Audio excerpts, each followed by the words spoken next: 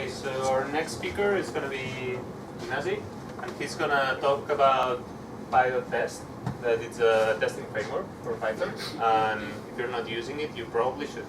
So he's going to explain what's nice about it. Thank you. So, how many of you write tests for your software? And unit tests? And, well, just who has a coverage higher than 90%? If you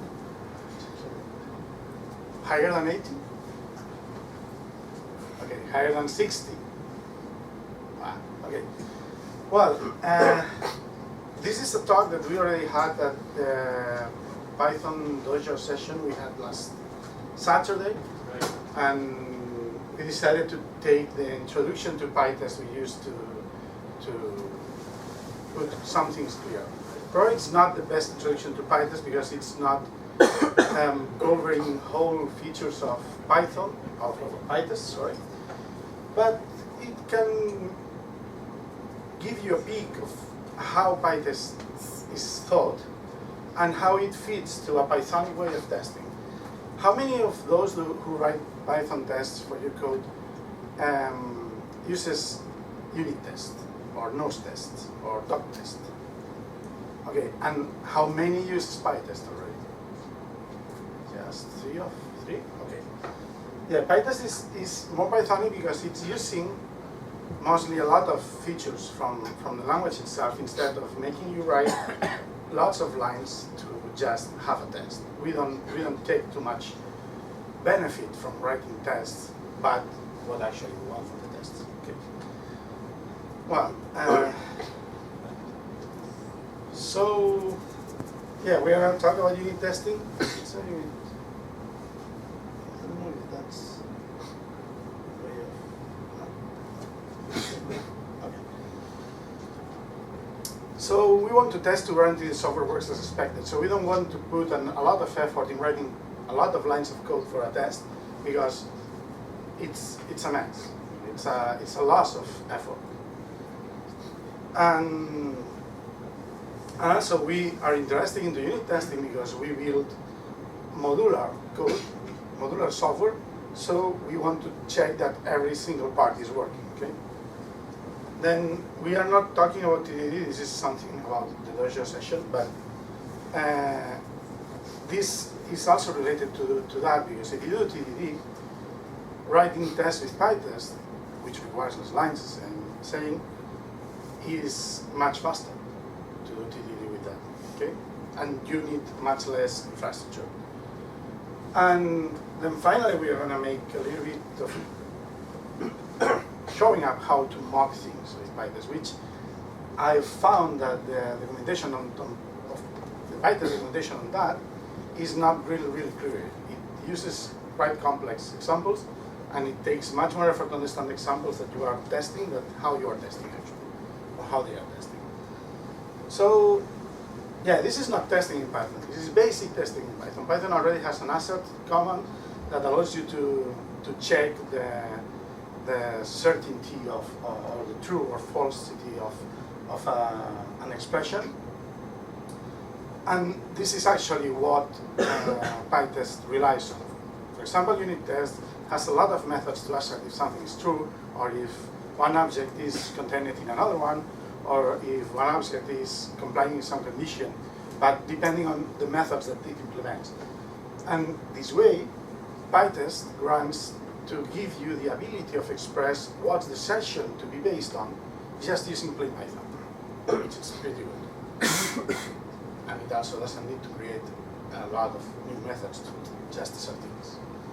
So, well, PyTest was created by Holger Krieger, who's a great coder. He also created talks and some other very nice libraries. It's very Pythonic, as I said, it's based in assert. It integrates with other testing libraries in Python, like nose test, unit test. More than integrates, I would say that if you have already code written in these test libraries, you can still use it with PyTest. PyTest will hook them, run them, and give the results to you as well. And it includes many features like mocking, or this feature of test detection also have many ways of declaring fixtures, like simple fixtures to set up for your tests, and parameterization and many other features that I'm not going to talk about all of them because it would be a long time. And the way of using testing, okay, you need to have PyTest installed, of course, which is pretty installed PyTest. But your test code should be in test_whatever.py files. And then any function that's called test_something is going to be run as a test. If you are using, for example, unit test, which uses classes called test and something, and then within those classes, you should have methods called test_something, which are actually the tests. PyTest will run this as well. Okay. Let's have an example. We have this silly function which just takes to num. Well, it's not doing nothing actually now, just because I want to write the test, which imports divide, and then we just created the test function. The test function asserts that dividing 42 by 1 is going to give back 42, which it's not because now it's passing the code. It's pretty simple. We run it and it fails because PyTest gets, running divide, PyTest gets a node, which is not equal to 42. Pretty simple. So we got an assertion error. Then we implement the correct code for this function, which is trivial, and when we run it, it works. Looking at the output, we have many things. For example, we can see easily if the test failed or the code we were running just caused an error, both the test or the test code. It also shows a simple report on what was the failure about for each test. And also you have a very small summary of how many tests they were run, how many failed, how many were successful, and how much time they took to run. Which is very good. If you have seen some other outputs in other libraries, it's quite of a pain to find out what's going on when something fails. Well, now just a very silly simple, but because it's a little bit different, we want to catch up or raise an exception or an error being raised. In that case, we are going to try to force a Z-revision error to be raised and catch it with PyTest. In that case, and this is one of the few ones that we need to import PyTest into our test code. So we can use this check with to ensure that. It's pretty clear. I mean, most of the libraries, the testing libraries that allows you to check that the code is raising some error or some exception are working that way.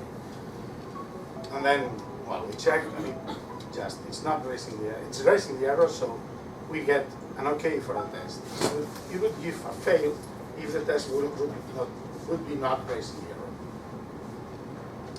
So parameterization. Parameterization was one of the few things that I considered interesting to see with PyTest because it's very easy to do that. What we are going to do is we are going to have a test function to which we are going to inject different values to test. Okay, so we are going to tell test division param that the argument A is going to be used in 4 iterations with the values 1, 2, 3, 4. Okay? And then what we're going to do with A is we are going to divide A by 1 and we should get A. It's a pretty stupid test, I know, but the main thing here is that PyTest just took this test and faked that we had 4 different tests and ran them separately. So for example, if we would parameterize the test function with something more complex that's simply numbers and divisions, we could have a more featured way of creating new tests. The only thing that is required to do the parameterization, as we have seen, is using this decorator with the name of the variable and the list of the values. And in that case, to make the example a little bit more kind of interesting or to show up how to use more complex data structures for the parameterization, we just say, okay, if I divide 10 by 2, I should get 5. And if I divide 100 by 10, I should get 10. And these kind of examples are much interesting. Also, this structure could be put within a fixture that we can declare in an external file being imported in that test code and reuse that in different environments or in different tests on different kinds of steps of the process that we are testing. And then we run this, and we get that it runs just 6 items. By the way, in the run command, I'm specifying the file, but this is no need. We can just, PyTest has many parameters, but if you run without any parameter and any argument, it will take all the tests, the store Py files, and check for the classes and functions and methods, and run this. But this is just to simplify a little bit the output of the command. I would suggest you to check as well the arguments that you can use with PyTest, because it has many features declared there or being usable there. So let's gonna get into something more interesting. Monkey patching. Who knows what monkey patching is? Okay. Yeah, this is a weird name actually, invented by the soap community, I think. But anyway, what we are gonna do is we want to test this nice function getUser, which is requiring OS and asking for an environment variable value. And then what happens? It happens that if I just use that plain, I get my username, which probably is not the one that I'm going to get when I'm running this code in production. Because probably the user running the code in production is not going to be me.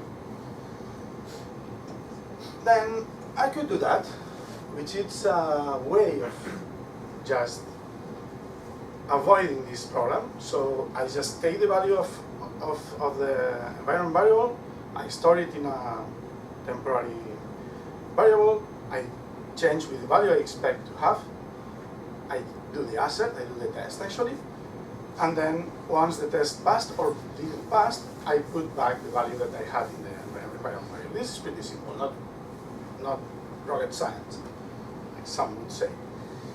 And yeah, it runs okay, it's pretty nice, and I'm still having my username there. So everything is successfully there. Let's see what a unit-like test would happen. This would be more or less similar to what we would write in unit test. You can see that this is pretty much a lot of code if the case would be more complex. But, well, actually to be that correct unit test, it would be more standard. But anyway, I would use the setup method to just store this the original value in an instance variable, so I can get it back after running the test and reading method. I could use this attribute to set up the environment as it was before. These two approaches have a very slight problem. While this is running, if anything would happen in this bash session or shell session, the variable is changed. So if there is anything happening around, for example, let's say that I am executing some other command to the system from my code, this would also use this variable. Maybe I'm not interested in that. This is running as well, very well. And I am getting back my variable. So anything changed, I just get the answer code. Now let's see how we can monkey patch this like the right way of doing that with PyTest. What we do is just tell the test function that we are going to use the monkey patch module by PyTest. And then we use the monkey patch module to set an item in a list. So we are saying, okay, take the os.environment dictionary, as a list, sorry, it was a dictionary. Take the os.environment dictionary and just make the user key to have the value root. Then I do the run the test. I run the code. I assert the test, and everything is okay. And I'm not setting back anything back. I'm not setting anything back. It's just monkey patch responsibility. I'm not taking any care of this. This would also change the loss environment, as I said before, in the other two examples. But this is going to happen completely out of my responsibility. And in the most important thing, it's happening so fast that should not take a, well, it probably would take some problem with that as well. Anyway, so it's testing. The test is still passing. It's okay, and I'm getting the value now. So let's see. Oh, there is one thing I forgot. In that code here, there is a very funny thing that PyTest does. I am not importing anything from PyTest to use MonkeyPatch. MonkeyPatch is a piece of code injected by PyTest in runtime because of some. It's funny because before we saw that we need to import PyTest for some things like parameterize or like to use the I don't remember what we were using from PyTest, but we need to import it. This is because we need to actively use it from PyTest. But in that case, it's PyTest that's going to be injected. PyTest does that a lot. We're going to see more examples now. So let's gonna see how to mark some other stuff. Let's say that we have a SQLite 3 variable, and we just create a database which has a table with many values that we are loading here. This was just for the example that we were doing, so not a big issue. Then we would use the database that way, just selecting a concrete row from the table, and what we want to do is actually that. We want to test that getTotal function, which actually is connecting to the database. It's asking for a cursor from the connection. It's executing a query against the table that we created, and then we are getting the whole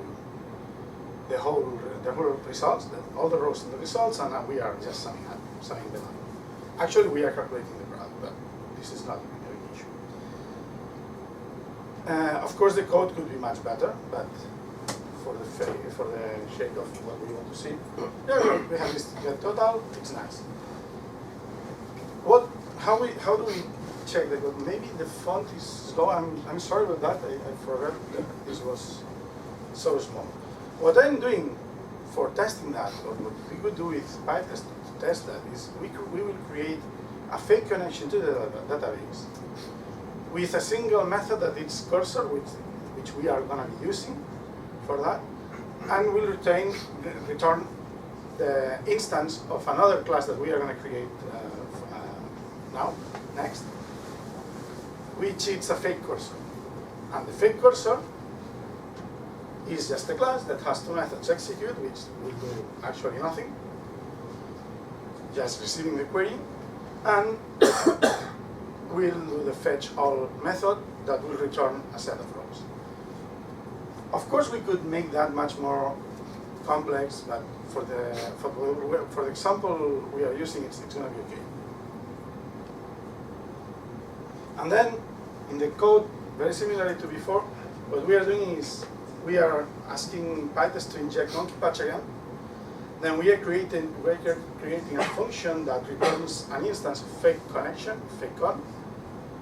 And what we do is we set the connect attribute of the SQLite 3 module to be the mock function, the function that it's returning the instance of the connection. In that case, we are using set attribute. I haven't got so much clear what's the difference between set item and set attribute. I understood that set attribute is for modules and classes attributes, and items and set item is for dictionaries and so on. But sometimes they are used kind of indistinctly in some cases. And then we just run the code that we want to test, and we check that the result corresponds to the actual calculation on what we are giving as the fixture. And then we run, and it works. Any questions so far? No? Okay. Then another thing that PyTest does very nice is the basic mocking of I/O. Have anyone of you had tested to mock input/output from the user? Yeah, well, I work as a system administrator, and I have to do that when I write my code, because this is mostly what I do. I write tools that are commands that someone runs and gives some input, and then the commands should take some output. Well, this is a problem. In unit test, this is you can do that, but it's pretty complex to create the mock stuff.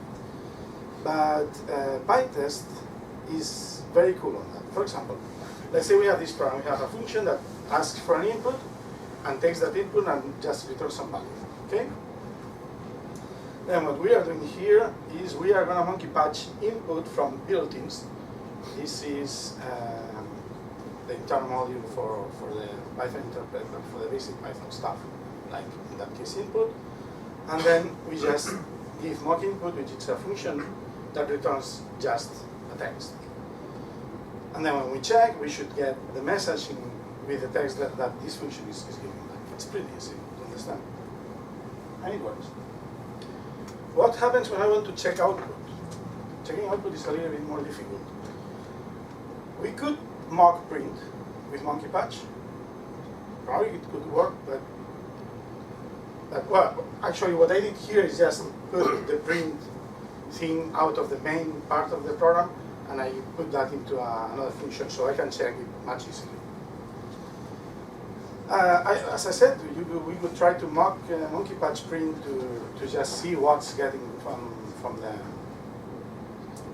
as an argument, and see that it's the string that we asked to. But actually what we are doing is we are going to use another magical thing here, which is Capsys. Capsys is automated sys module monkey patch. Okay. There is another one which is capfd that monkey patch input from files, input/output from files, which is also very good. And I think it works very similar. So we still have here the code from before, and then we just run print salute, and with this line here, we are asking Capsys to capture the standard output and the standard error of the function, or the process actually. And then we just assert that the function printed the string that salute returned into a TTI. So it's using print is adding the carry return that we see here. Pretty simple as well, and it's doing it. Well, this is the end of the presentation. Actually, what we did in the dojo, just for your information, is that we decided what we did is to split the audience in two groups and in two halves, and each half of the group made one part of made a different module. So one module was the CLI tool, and the other module was the database abstraction, or the database layer, or the backend layer, if you want to say that way. And then one part had to use PyTest to mock the input and output from the user, and to mock the interface agreed with the other part of the half, with the other team for the backend. And then the backend had to mock the database without creating files and anything, and just provide the feature. And then once this worked, every half of the audience just exchanged the code that they created, and everything worked well. I think there are some of them here, they can just disagree with me. There was one issue, I don't know if anyone's here, there was one issue by using Python 2.7, but I think it was not related to PyTest actually. Well, that's all. Any question? How does the monkey patch kind of class work in terms of mocking it? Is it using proxies and stuff like that? No, I think that it's keeping the... I'm not very sure about the internals of PyTest actually, but I think that what it does is just it takes the original code, stores in some different memory space, and it puts a different the monkey patch code actually. There is Holger Krekel's blog, which is very, very cool. He has here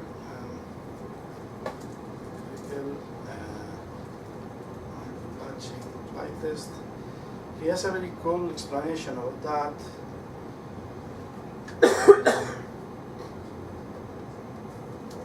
Which it's actually showing the code of monkey patching, and it's not very complex. Don't write. This is monkey patch plugin, or it's an example of that. I will simplify it. As you can see, it's not really complex. It's quite 73 lines of code. It's really simple. But I think that what it does, it just takes, for example, if you are monkey patching a function in a module, it just takes the function out of that and just puts its monkey patched function there and changes.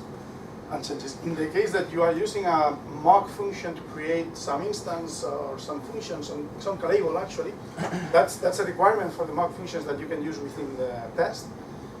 They need to return a callable, so you cannot return a class. Well, maybe that. You should return actually something that is just a callable. Yeah, the class is a callable. So, and it puts it there. Any other question?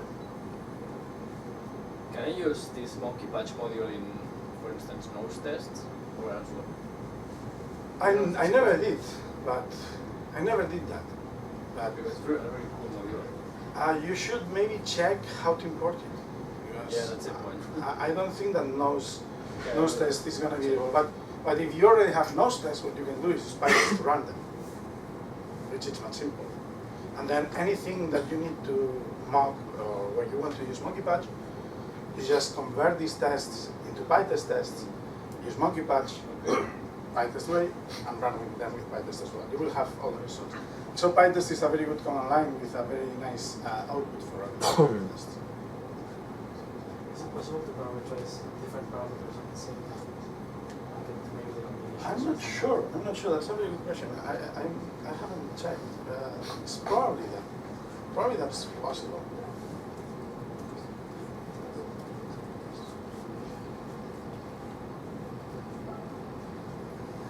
I think there was an example around. Yeah. So yes. I mean, congrats. Yeah, it's very cool. Any other question? Yeah. Have you ever used the mock library to name one? Yeah, I used it long time ago for some other version. I'm not a developer, as I explained, so I'm not writing code so much in a daily basis. I used mock, but I found it a little bit tricky to do actually stuff that I actually need, like I explained, like mocking input output and some other stuff. But it's very cool. It's very cool, and it's very easy to use. In Python 3, it's using It's built in the the standard unit library. test module. We are not using unit test, but it's looking like Who was free to that? I think that the mock library is compatible with PyTest as well. Yeah. We use PyTest. Oh, yeah, okay. Any other question? No? Okay, thank you.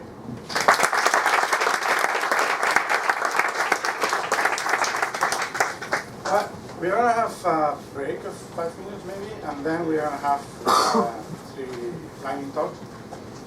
If someone else wants to give a lightning talk, about 5-10 minutes, please come and talk to us, and you can basically present whatever you want. So feel free to come here and present your pet project or anything. Okay?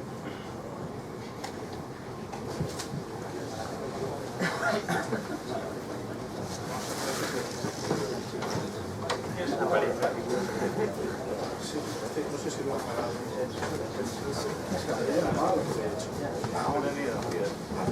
¿Por qué tratamos de esto?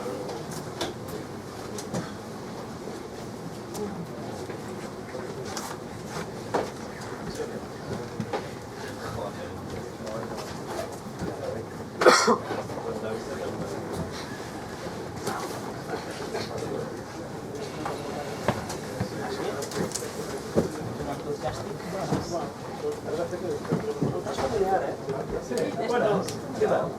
No, Temps? Com 5 anys.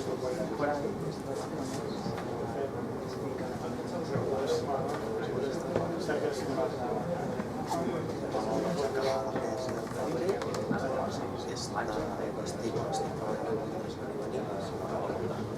abans la feia, tenia aquella xarxa social, perquè estic cobrint però falles sé al que la contingut. però no sé si crec que era més de...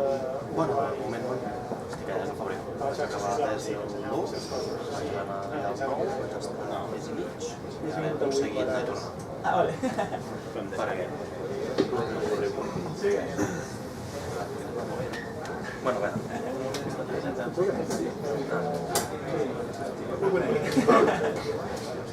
No, aleshores sí.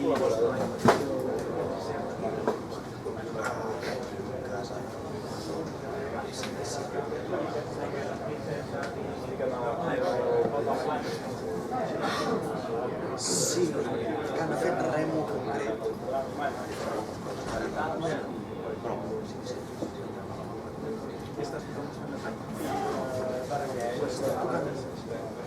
Ha tocat el mateix de Python. Mig i mig. Fet vaig anar a l'altre també. M'agrada molt que dic, quan faig el data science, faig el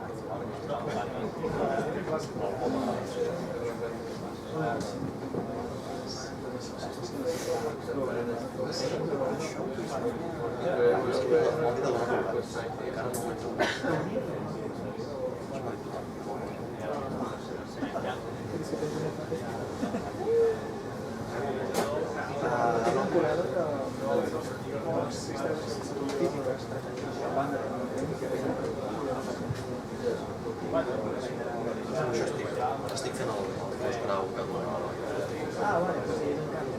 Sí. Un senyor amb barba...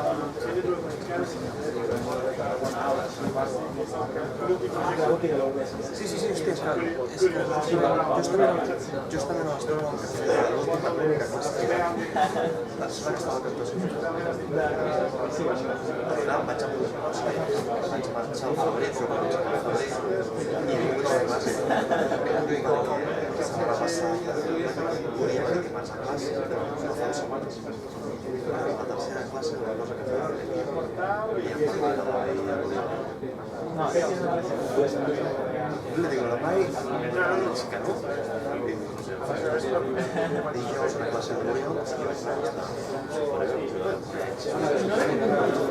vaig estar. vaig fer ciutat informàtica, però mai vaig ser conseller. Vaig fer de tot. Des del principi vaig ensenyar bastant.